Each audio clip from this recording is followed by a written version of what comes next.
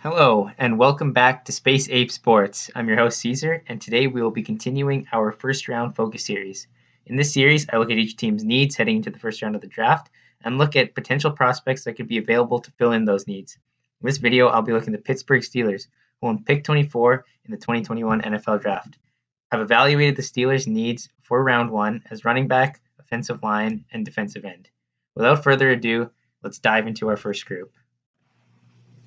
Well, we'll start with the obvious group, running backs. And in that group, I have Najee Harris, Alabama, and Travis Etienne, Clemson. Now, look, you search up Steelers mock draft online right now, first round. 9 out of 10, or even more than that, have a running back going. And it's usually Najee Harris. And sometimes it's Travis Etienne because some of those mocks say that Najee Harris and their mock is off the board, so that's why they take Etienne. But everybody wants the Steelers to take a running back, it seems like. And it's pretty obvious why. We are not accustomed to seeing this sort of Steelers football of the last couple of years. Normal Steelers football back in the day and when I was growing up, was a running football team. It was a smash mouth football team, hard defense, good run game. And the last couple of years, we've seen Ben having to throw the ball 40, sometimes 50 times a game. And that's just not sustainable at his age. So picking up a guy like Najee Harris could turn back the clock on Ben a little bit, give him an option that, shows flashes of a Le'Veon Bell era. And this definitely does make sense because on the roster now, I think it's just Benny Snell Jr. And Benny Snell is a big downgrade from James Conner, who James Conner last year couldn't produce.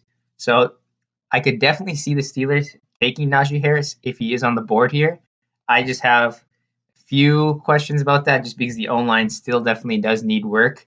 And so maybe they look at, fixing the O-line in the later rounds, second, third, if they take Najee Harris here. But they definitely need to do a double combo here with O-line and running back. But this could definitely be a great start, helping Ben out and helping turn the tide in Steelers football.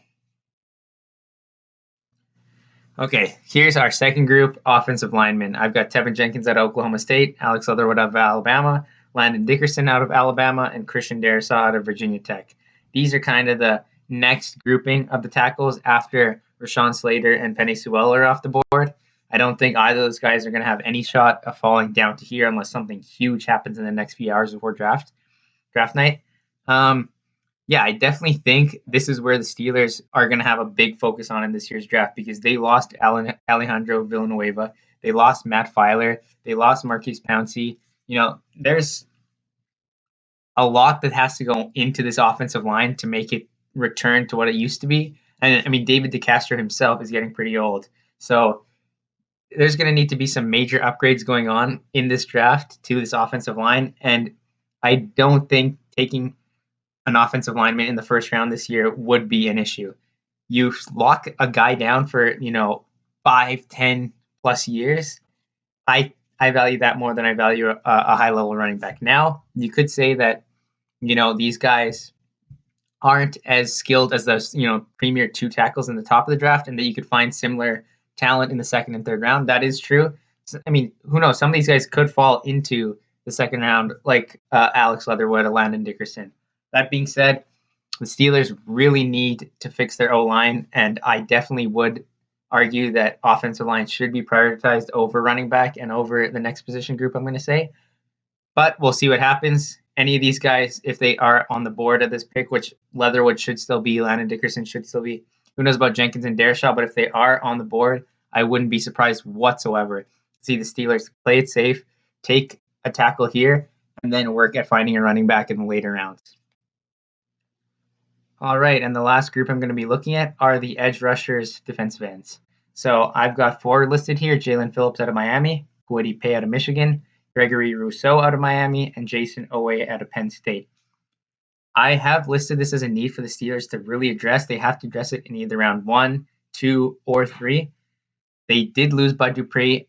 Their defensive end depth is too thin. They really need to figure that position out on their team because they can't go into the year that thin a defensive end and just start plugging, practice squad guys or free agent signings last minute. They need to get real talent. And Jalen Phillips, Kwity Paye, those two would be my picks. If they're on the board, Jalen Phillips is a stud, big guy, athletic, gets the quarterback. Kwity Paye is my highest ranked defensive end in this draft. Now, there is cause for concern with Gregory Rousseau. He does play with Jalen Phillips, and a lot of teams have now put Jalen Phillips as the not lock first round, but they're high on Jalen Phillips. Gregory Rousseau was pretty high, but now he's starting to fall because teams are starting to say, he benefited from playing with Jalen Phillips. So I wouldn't be surprised if Gregory Rousseau does fall out of this first round, but he could be an option here. If the Steelers really do like him, I could see them taking Gregory Rousseau, and then Jason Owe out of Penn State as another solid option.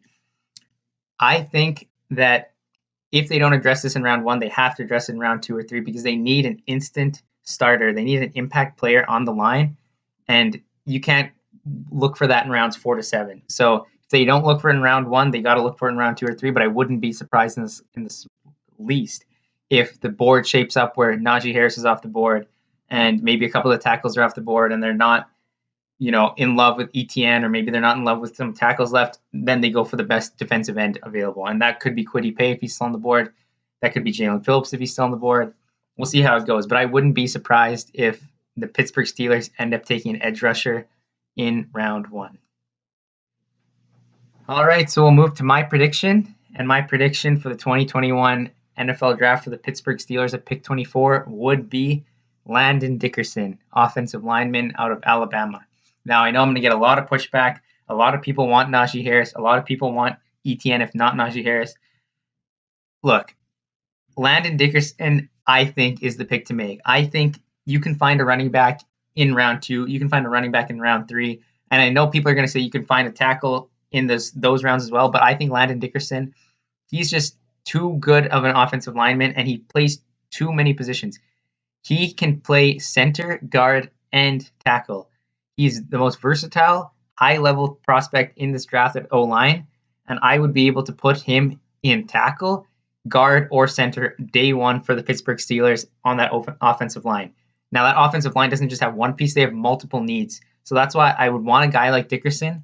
Maybe you pick guys up later in the rounds that are a tackle or a guard, and then you move Dickerson around based on that. But I think with Dickerson, you get a guy who's so versatile, can play all 5 positions, and that's a lot more, in my opinion, valuable than a Najee Harris who you're going to have for maybe 4 or 5 years. You might want to, maximize the Big Ben era, and I think you're going to maximize that by fixing the O-line and finding a running back in round 2, round 3, round 4. I don't think you need to go after that high-level running back, and I think it's been proven time and time again that you can find running back value later on. I think a guy like Landon Dickerson is invaluable, and I wouldn't be surprised in the slightest if the Steelers stick to the line, go after a guy like Dickerson who is a jack of all trades, and kind of surprise people. But I wouldn't be surprised, to be honest. So that's my pick. I hope you enjoyed this video. If you do, give a like. Please subscribe. If you didn't like it, let me know in the comments what your pick would be.